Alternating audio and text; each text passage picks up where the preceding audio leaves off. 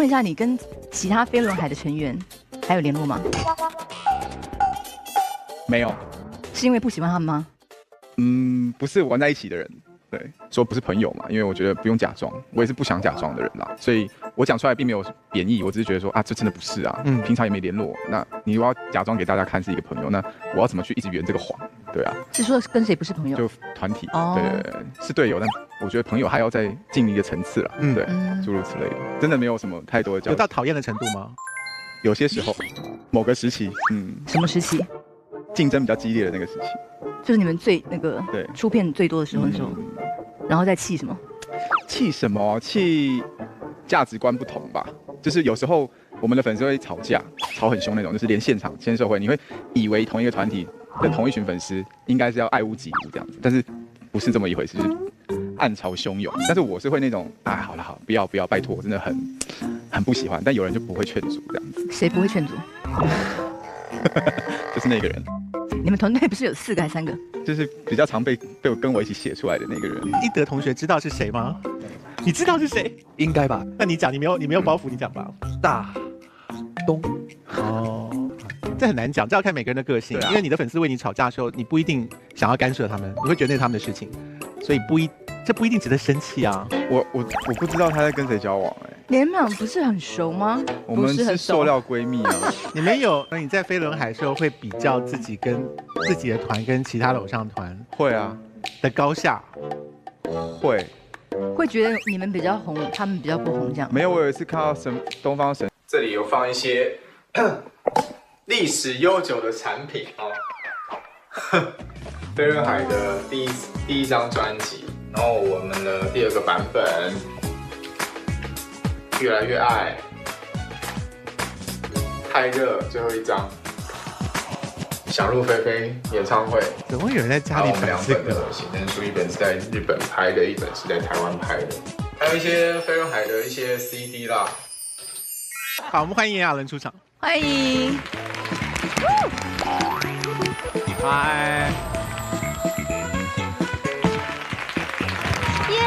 欢迎你，直接坐是不是？对，真正的主角来了，赶快出来，赶快出来！第一个问题是，你会想要当吴宗宪的小孩吗？好像不太想。为什么？因为他跟我说，他爸会半夜把他们挖起来喝茶，就是2、3点那种。为什么要这样子？他就是很浪漫，然后那不是浪漫，那是骚扰小孩。他就是下班回家想要看看孩子嘛，那他出门上班，然后回到家，我们时间都完全对不上。一般电影里演的都是打开房门看一眼小孩在熟睡，露出温暖的微笑就可以关上房门。没有，他就是门打开，然后灯全开 ，Party time， 然后就所有小孩起来，然后他就把我们拉到阳台，然后就是泡一壶茶，然后坐在那边，是喝茶。喝茶，我身为大姐就负责跟他聊天嘛，还要抬杠，对我就是，对，这样，然后聊，然后他就一直斟茶，一直这样。你是几岁到几岁跟他住在同一个房子里？从小到大啊，就现在也是吗？现在我才刚搬出来，现在才搬出来。你不是被送出去念书吗？就只有出国那段时间不在而已，但是其他的时间都跟他住同一个房子。对啊。然后每天到 party time 也没有到每天啦，就是他心情突然上来了，然后就 party time。所以你跟你的弟弟妹妹们是真的住在一个房子里，然后爸爸是会回来的那种。对啊，跟我幻想的不一样你是想象我住孤儿院吗？里面有妈妈吗？有啊。你说房子里面有一个人是妈妈吗？有啊，所以这是爸爸妈妈一个完整的家庭，完整的家庭。我真的很疑惑，大家到底因为大家的形象会觉得说他们是一个妻离子散的状态，对不对？因为他们自由自在的住在各个不同的地方。没有啊。你们其他的家人会聚在一起看爸爸主持的节目吗？尽量不要。我们今天可以用连坐法来问他们呢。怎么说？我觉得炎亚纶一定会告诉我们 Sandy 现在在交往的人。而且大家都知道吧？因为炎亚纶为了保护他自己，一定会告诉我。我没有要保护自己啊，我没有要保护自己。Sandy 在跟谁交往？我不知道他在跟谁交往你们俩不是很熟吗？我们是塑料闺蜜啊。你们有每天通短信吗？没有多久通一次？几个礼拜吧。1天通1次，从昨天开始。是真的没有你们在最近有约出去过吗？就昨天你。们是为了上的节目，只好逼自己变熟赶吗？快聊一下，快点，明天要聊什么？不知道，那不然先吃个饭好了。所以炎亚纶，你不知道他在跟谁交往？我只知道他有一个稳定的人，是这个是这样吗？还是我们先回家？不是已经被拍到很多次啦，所以被拍到的那个人是谁啊？他是我教会认识的朋友。所以他就是你现在的男朋友吗？所以你们真的一起去看2亿的房子哦？哦，这些都有被拍到吗？没有。但是有见过你父母？我的父母亲完全熟知我身边所有的人，哦，所以你爸也喜欢他吗？他从来没有跟我说他不喜欢任何一个人呢。在我的朋友圈，即使你交往的对象是演艺圈的人的时候，炎亚纶，我恨你。为什么会有这个答案出来？是炎亚纶邀你来的，是不是？你不是跟我说我是以你好朋友的身份来现场吗？难怪我想说，为什么昨天吃饭你一脸就是云淡风轻的样子，不干你的事的样子。炎亚纶，你在飞轮海的时候会比较自己跟自己的团跟其他的偶像团会啊，的高下？会。会觉得你们比较红，他们比较不红这样？没有，我有一次看到东方神起，我就觉得啊，自己好烂。你说韩团东方神起吗？对，你的意思就是说，直到看到东方神起才觉得自己比不上，所以之前其他团都 OK。也没有啦，也知道自己就是唱歌的时候，大家的那个不是很整齐，跳舞也不是很。所以你对于飞轮海这个团体，你自己评价不高哦？它有它的价值。谁要这种答案？那有比赛过颜值吗？颜值我们算是前面的。你说跟其他团比是不是？对，我觉得是啦，是帅哥啊。好，今天2位客人都有拍他们住的地方，我们来看炎亚纶先生拍他家里。这是我的玄关，有点乱。进来的时候会有一个小企鹅跟你敬礼。现在这个鞋子是因为，就是对，为了要有别的意图哈。然后进来了之后呢，这就是我的客厅。大家可以看到这个线板这一类的，包括地板呢，都是前屋主留下来的。我就直接用颜色去盖掉它原本是属于比较宫廷式的这个风格。大家可以看到我用的是比较灰色的，因为客厅是比较方正的嘛，所以就用一个大的圆地毯，很爱介绍装潢，空间弄得比较活泼一点。目前为止，我觉得都还算是半成品啦，因为搬家你不可能一次都把自己想要的样子都买齐了，应该是慢慢的去看。那现在这个小圆桌上有很多我的收藏品，都是关于 Kobe Bryant 的。其实从初中开始，我就开始收集很多他的杂志啊，包括他的简报啊，就是很追星族的追星族这样子。对我来说，他就是一个教会我人生很多道理跟不放弃还有坚持的一个人吧。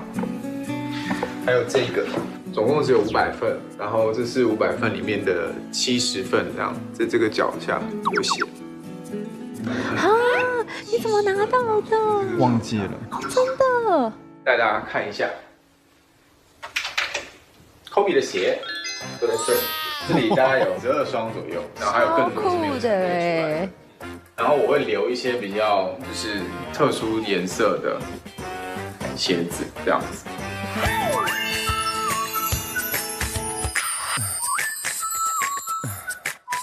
带大家到视听室，这就是视听室啦。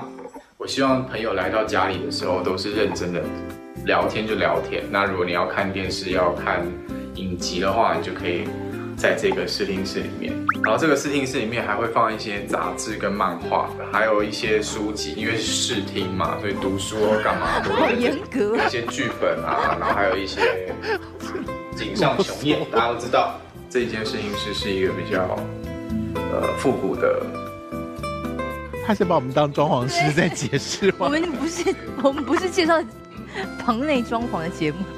这是2手的一个柚木的电视柜，很多保存的不错的，有当时那个年代的味道的家具，其实都还蛮能够帮家里添增一些色彩，然后可以在不同的空间里面得到你想要的那个氛围。然后这里有放一些历史悠久的产品哦，飞轮海的第一张专辑，然后我们的第2个版本，越来越爱，太热，最后一张，想入非非演唱会，怎么会有人在家里还有我们2摆这个？本的写真书，一本是在日本拍的，一本是在台湾拍的，还有一些飞轮海的一些 CD 啦。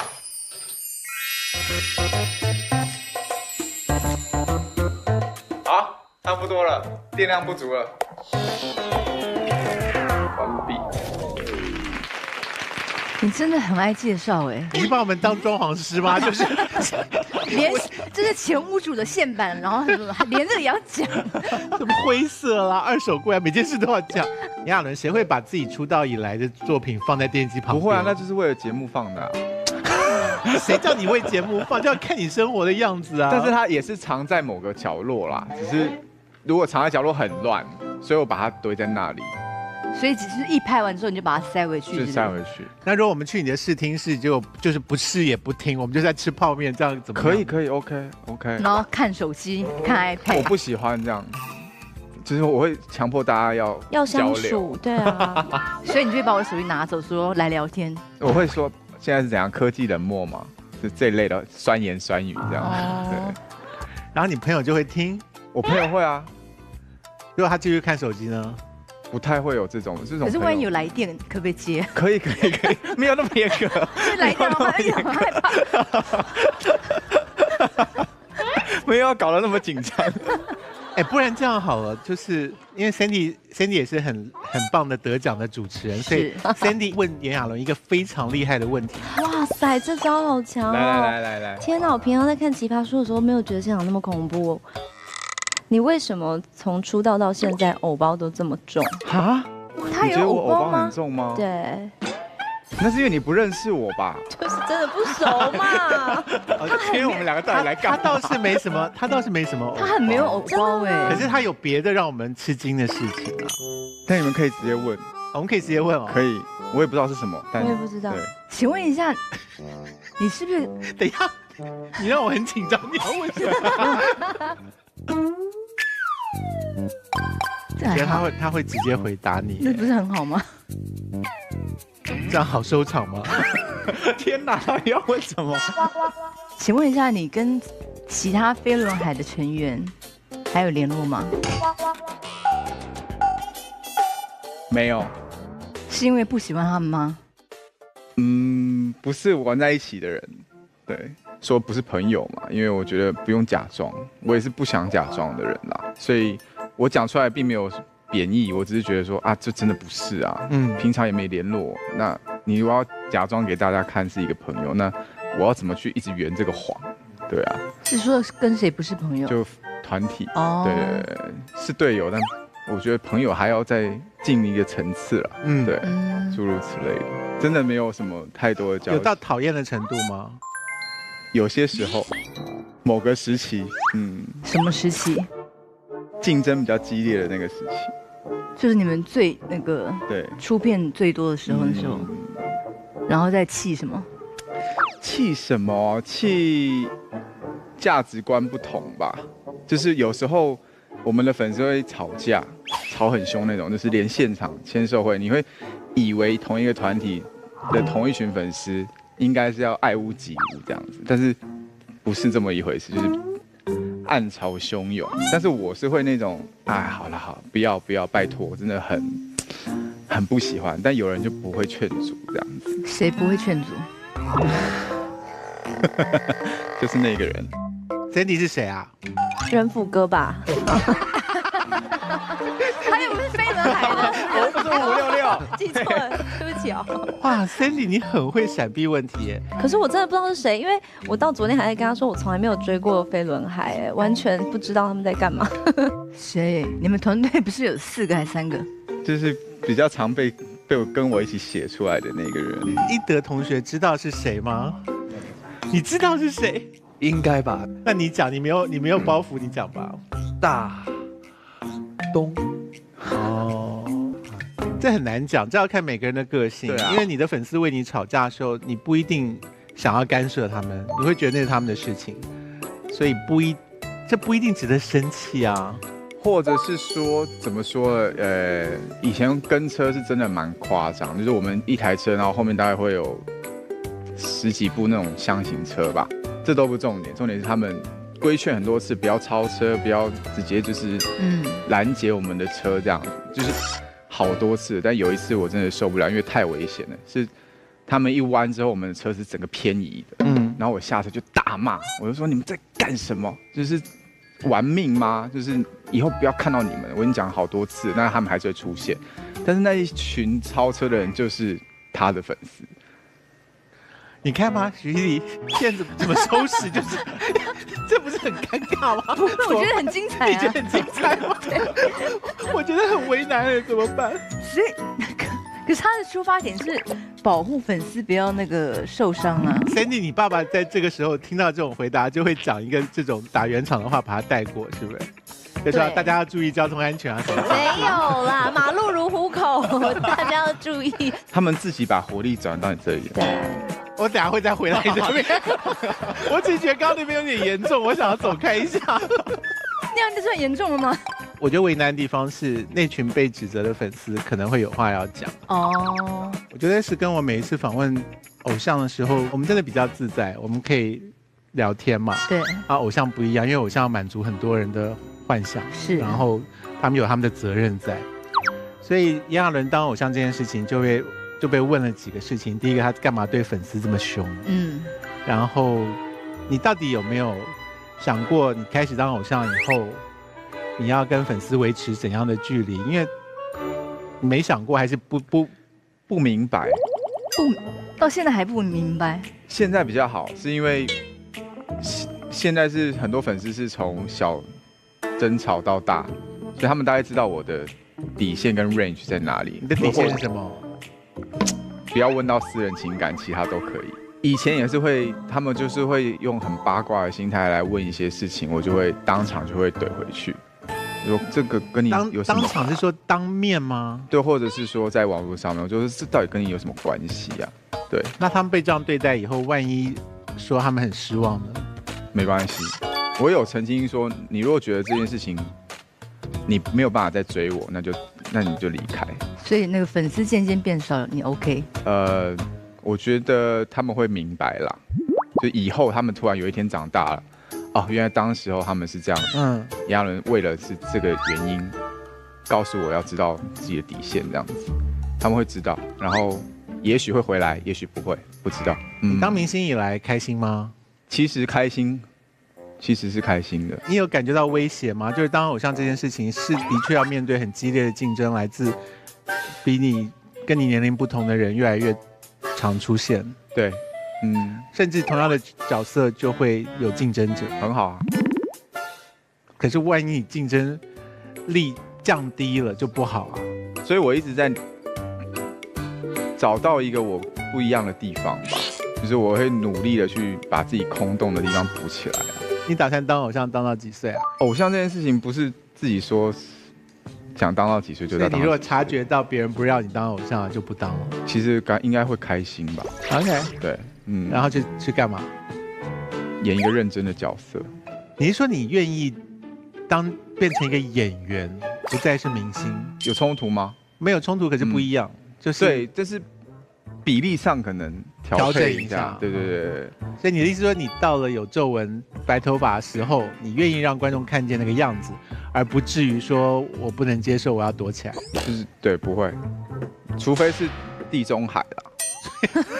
那你这地中海，有些很棒的演员是地中海，你这样讲真的很没有礼貌哦。我没有办法接受，我自己没办法接受我自己那样的 look。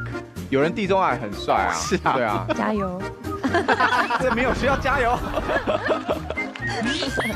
Sandy， 你真正开始崇拜艺人的时候是谁啊？F4啊，F4哦，我也崇拜过 F4啊，就是颜值，他们现在还是很帅，还是很帅，对。对 ，Sandy 迷恋过仔仔，迷恋过，我也喜欢过。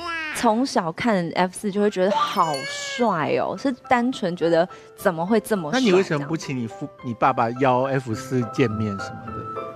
我就不是那个路线的。可是你有遇过那个周渝民本人吗？有我居然有一天在我们家那时候开烧烤店在东区，然后我就在门口擦桌子，然后我就擦桌上，然后就看到一个人走过去，然后我其实蛮脸盲的，只是觉得哇这个人的侧脸好帅哦这样，然后就仔细一看发现周渝民耶，然后我就毛不丢了，然后就往外冲，可冲去根本没有想清楚要说什么，我就说嗨这样，然后我就是一个小孩，然后他就嗨。然后我就说，我可以给你拍照吗？然后他经纪人就出来就说，哦，他还没有化妆，妆法还没好什么的。然后我就然后因为我妈看着小孩冲出去，就赶快拎了我的包包也冲出来，一个小朋友的背包。然后他就说，那不然你帮我签名可以吗？拜托拜托拜托。然后经纪人说，对不起，我们在赶工作赶时间这样。然后最后我真的是。用了我全身最丢脸的那一刻，我跟他讲说，我爸是吴宗宪。你竟然讲出这句话，然后嘞，他就立刻说好现，然后他就说哈，然后经纪人就说你是谁这样，我说我爸爸是吴宗宪，然后他就根本也无从求证嘛，他就。你帮他签一下好了，他真的很想要你的签名。连吴宗宪都搬出来，他应该觉得我在说谎。然后要不是为了要签名，没有人会愿意承认自己的爸爸是吴宗宪。可是我人生活到今年为止，我大概就这么一次，真的就是说出我爸是吴宗宪。对。你当时呐喊这一句的时候，不知道成不成功，对吧？不知道啊。万一对方不买这个单也没办法。对啊，而且我才12岁嘛，我那时候。后来回想也会觉得说，天哪，好造成人家的困扰。12岁有证件可以证明自己的爸爸是吴宗宪吧？12岁应该不会带证件在身上吧？而且我觉得周渝民也不会无聊到说你证明给我看。对呀，就签个名就算了吧。所以 F4的颜值跟飞轮海的颜值，F4是始祖嘛？还是给他们那个？你还干嘛？你还是不肯认输啊？我觉得吴尊还是可以蛮帅的啊。所以你觉得飞轮海里面最帅的是吴尊？当时是这样觉得吗？现在已经不是了吗？应该也还是他啦。还是他吗？对啊。那你有觉得谁的颜值比较还好？飞轮海里面。我啦，我普普通通啊。Sandy 刚在旁边喃喃自语，好像有话想讲。我只是很喃喃自语说哇塞。怎么样？你觉得我不应该问这个问题吗？没有，我真的很高兴，我真的是没有，我不是团体，我就是觉得很可怕。你跟你爸是一团的啊。哦，那我们的颜值很好分啊，他最丑。好，今天2位客人都有拍他们住的地方，我们来看 Sandy 拍他家里。Hello， 大家好，我是 Sandy 吴珊如，今天要带大家来看我从来没有出现过的化妆间，非常紧张，因为很多人都很期待我的化妆间是走一个梦幻公主风，但其实没有，它就是一间以实用为主的更衣室，所以其实也没有非常的大，但是跟大家分享一下，我的化妆台其实很高追，它是一个长这样，看到吗？一个很工整方方的黑色配金色的化妆台。我在拍广告的时候呢，突然看到旁边有这张桌子，然后我就想说，奇怪，这张桌子为什么就孤零零的一个人摆在那里？然后他们就说，哦，因为上一个厂商没有要使用了，好像就是。然后我就说，天哪，那可以给我吗？他们说好啊好啊，你就付个运费什么的，就把它搬到我家。所以我就这样莫名其妙捡到了一个算是名牌高档次的化妆台。这边是耳环，然后这个很可爱啊，就全部都是爱心啊，或者是哦，这个是杨丞琳同款，就是他宣布他跟李荣浩被求婚的那个时候他戴的耳环。哇，好不容易拿到这个，我好开心。说到杨丞琳，其实因为我当他的粉丝也当了蛮久的时间，真的是从小看到大，所以我的化妆台旁边有一个，他大概是2016年的时候代言某个女鞋品牌拍的广告的单张，我到现在都还贴在墙壁上面，在这边，在这里看到吗？好可爱哦！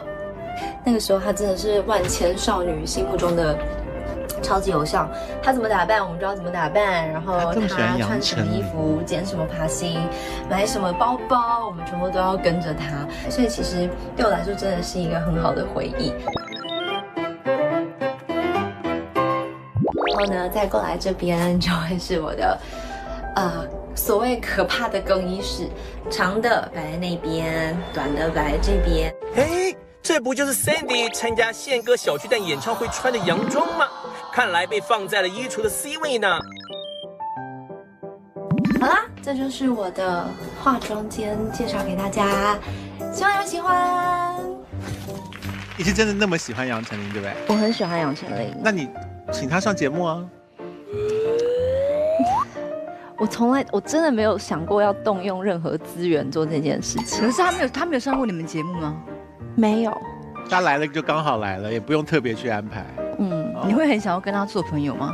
我跟他是朋友啊，那就好啦。所以我就说，就是因为我自己的家庭有艺人，所以我更害怕打扰到别人。所以当自己进到这个圈子的时候，我反而是就是很喜欢就这样子。而且其实说真的，你越认识艺人，你就会越明白他台上跟台下他是应该被允许有不同样貌的。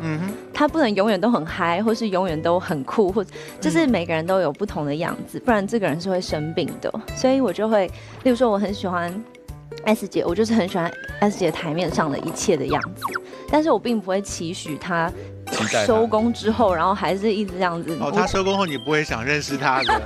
我第一次碰到她收工后的样子，我也是很害怕。你有看过吗？有。怎么样？就是蛮冷静的，而且冷静到我觉得，好，不要打扰，有一个距离。你看她冷静的样子，那是运气好。真的吗？我也可以很热情哎。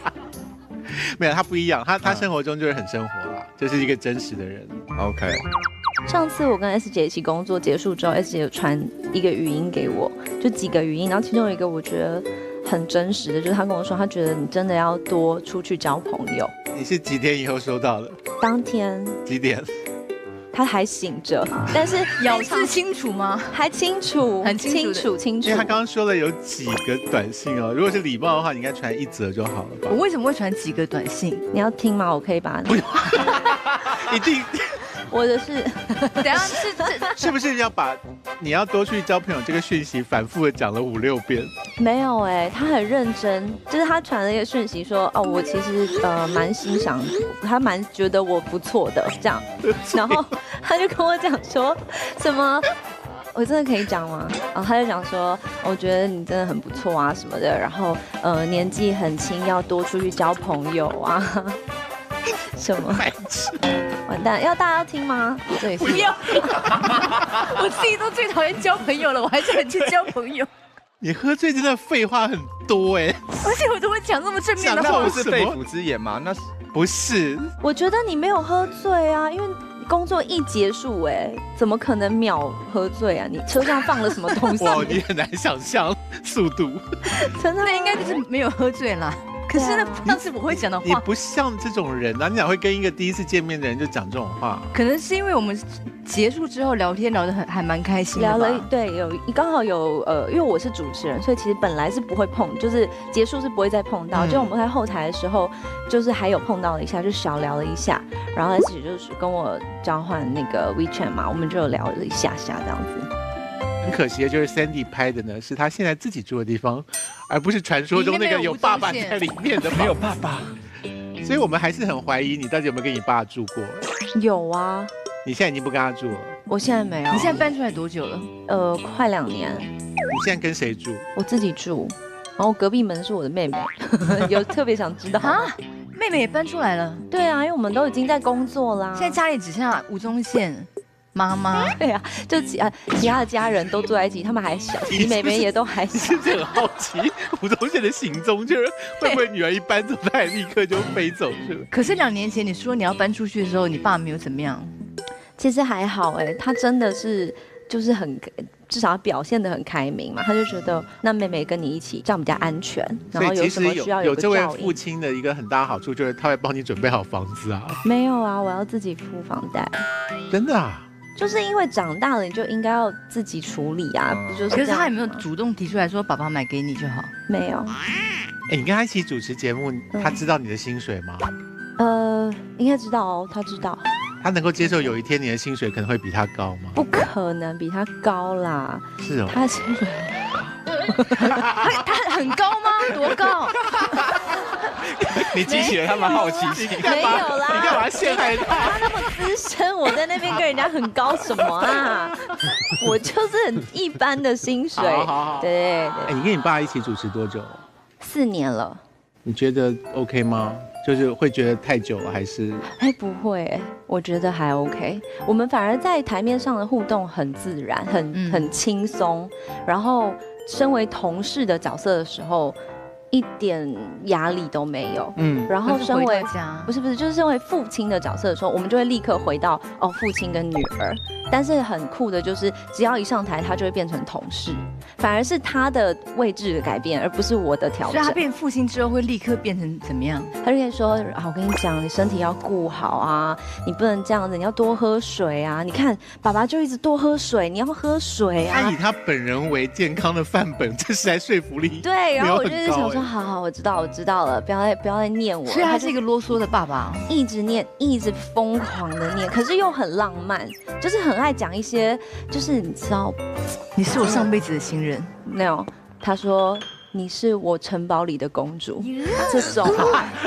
然后我也是一样的，对我也是一样的反应啊。不是他只跟你讲，还是说他4个小孩他都这样讲？他4个小孩都讲，而且他会跟我讲完之后说你是爸爸这辈子最爱的女儿，然后再去跟第2个说你是爸爸这辈子最爱的女儿，然后我们3个女儿就会吵架。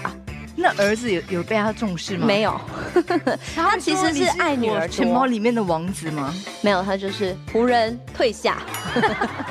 没有啊，弟弟他会觉得男生就应该很 man 啊，然后不需要被特别的宠爱。对，宠爱，他是对女儿特别好。你说你跟你父亲其实相处上很多是专业的这种，可以建议他一些事情，他会不会不高兴？我觉得我真的没有资格建议他什么事情，但是因为他常常就是上台，就是那个前奏乐都已经开始了，他会转过来跟我说这集录什么，然后我就欢迎收看，然后讲完我脑袋还想说，我来不及告诉他这集要录什么，我就只好赶快顺着走，我就走我的那一条线就对了。所以他们不是会先发脚本给你们吗？就是视脚本于无物，这有可能就是他为什么主持的时候这么挥洒得开的原因。他要给自己惊喜，也给观众惊喜。但你真的也是要什么都知道，你才有办法。不然我今天突然要访问他，我怎么可能有挤得出东西来？他面对任何来宾有表现过紧张吗？没有啊，也不需要排练什么的。没有啊，演唱会不用彩排吗？他唯一一次有认真彩排的，就是他自己的演唱会。OK。请问一下，你们家到底有几个兄弟姐妹啊？我之外后面有3个弟弟妹妹，所以我们有4个小孩子。从小住在同一个房子里。对，我也是很惊讶。不是一般人不是都这样子吗？很奇怪他怎么可能会开门进到一个房子里面？对呀，然后他会漱口啊，什么洗澡。他不喜欢刷牙啊？怎么会被你发现的？因为我有鼻子。那他睡前会换睡衣吗？没有，他都穿内裤睡。然后上半身裸着，就裸着啊，从小到大都是这样。你说在小孩的面前？对啊，宪哥裸上身穿内裤。对啊，不是一般的爸爸。然后 party time 的时候也是这样子吗？对啊，没有到那个阳台会冷，他就会披一个什么。然后他去参加你的家长会吗？没有，他会来参加我的毕业典礼，他不可能来参加这种比较小场的活动。只有小场。你知道他参加我国小毕业典礼多疯狂？怎么说？因为我很低调，所以他就说他要来，我就说那你站在很后面，拜托你不要讲话。他说不会，绝对不会。就等到了几年几班欢迎吴珊如，然后就是一个个上来嘛，我就站上去之后。居然是我爸颁毕业典礼的毕业证书给我，然后就从那一位，就从我开始，全校的6年级毕业生都是他颁毕业证书，我真的是看不懂。怎么样？他是私下跟校长串通好，他要当主持人吗？他就突然就冲上台了，然后冲上去，下一位很好，继续加油。然后然后我想说，什么啊？他硬冲上台去搬，还搬了全家。后来我妹妹国小毕业，她还比照办理，我妹气死了。哎，像这种事情回去你会跟他对峙，说你干嘛这样？也不会，我只是说哦怎么办？什么啊？大家都会一直讲什么什么，然后我爸就说哎又没有关系，反正你毕业啦。就他觉得你要离开这个学校也没差。殊不知我直升国中部，所以所有同学都是同样的同学，就这样。他挺好玩的，但蛮好玩，但他也是会这样参与我们的生活啊，很正常。哎，你有哪一刻觉得你父亲非常帅的吗？比如说他讲了一个很好笑的笑话，你会不会觉得说哇好帅啊，爸爸？还好。他反应快的时候很帅，哦，真的吗？蛮帅的，我觉得还好，就会让人很佩服，说真怎么会想到那里？他常常被我。就是因为我们俩很喜欢斗嘴，然后斗着，然后就好玩，所以我已经很习惯这样子了。像我很小的时候，他就曾经呛过我说：“我现在40多岁，我就已经知道我的墓碑上面会写洋洋洒洒写一大堆我做了什么事情怎么样？你有吗？你有吗？”这样子就在闹我，然后我就跟他说：“没有啊，我没有什么了不起的事，但我已经知道我的墓志铭上面会写什么，他要写什么。”然后我说：“命不该绝。”然后他就说。我真的不知道跟你聊什么这样，然后我就觉得我爸反应没有很快啊。你真的要写命不该绝吗？命不该绝，而且觉得很好吗？你爸跟你的对话很无聊，对不对？对，他跟你争这干嘛？他永远都在跟我争这个啊，很无聊。例如说，好，我们因为等一下爸爸要工作，所以我们从家里一起出发，但是开2台车，我们一起去餐厅吃饭，然后他就会先到，然后在门口说：“哎，我比你们先到。”好幼稚啊！所以你要怎么觉得他帅，我是有点看不懂。他就一直像个孩子啊，就是有时候出去外面吃饭会有那种旋转的桌子，然后呢就没吃完的，他就说好，我们现在转到谁就要吃，然后我们就好啊，那我们就转，然后就剩下一个高脚杯装那个芭乐汁。然后就一转啊，转太轻，转到没有人的位置。我爸说不行，最后一局了，就剩这个，一定要转到一个人。就他一转超用力，然后那芭乐汁就咻，然后就飞出去，棒砸在那个餐厅的墙壁上。然后我们在那个包房里面，啪碎掉，这样，我们全部这样。服务生就进来说，哎。怎么了？发生什么事？然后就看到芭乐汁从墙壁上这样流下来，然后我们全部人都没有人敢讲话，因为始作俑者是，而且很难解释为什么会摔在墙壁上。他跟我讲说是不是一家人吵架？对，也没有吵架，大家都和乐融融的，然后大家就这样很僵硬的看着他，然后他发生什么事？吴先生发生什么事？然后没有人要承认嘛。就是他承认也很丢脸啊，他总不能说哦没有我们在玩游戏，然后把你们芭乐汁丢出去。所以你们全家就安静哦。全家安静，你知道谁来扛这个锅吗？你弟。当时只有8岁的我弟。你弟说什么？我弟就这样，是我。你爸怎么会？就讲一下有什么关系？可是吴宗宪也不能很仔细的说哦，因为我们在玩。不要再讨论这件事了，没办法，谁在乎芭乐汁在墙上的事情啊？好烦哦！这是真实发生的事哎，不是很荒谬吗？好烂的故事。对啊。你知道杨人最近一次给我的短信是什么内容吗？天哪，你居然记得，我都忘了。他就是很久没有短信，然后有一天就会来问说：“请问在林森北路哪一家餐厅比较好吃？”什么啊？可是我不知道他为什么会问我。对，你为什么会知道？就是因为我们有一次去吃，然后我就感觉我就是深深感觉你应该是很知道里面一些巷弄。你说你们俩有一起去吃过饭？有。你们俩是好朋友哦。我有被。康哥，你不要坐这边。我知道你很想坐这个位置，可是这个节目我们决定要自己留着。中间我会站着。Sandy， 我们不能把我们的每个节目都给你。真的不行哦。不行，不行。叫你爸自己来谈，自己开一个。没有。对，因为那时候就觉得他大概是我认得的唯一一个人问我说林森北路有哪家餐厅好吃的这件事情。后来你去了吗？去了啊。OK， 去了。然后真的好吃。好吃啊，好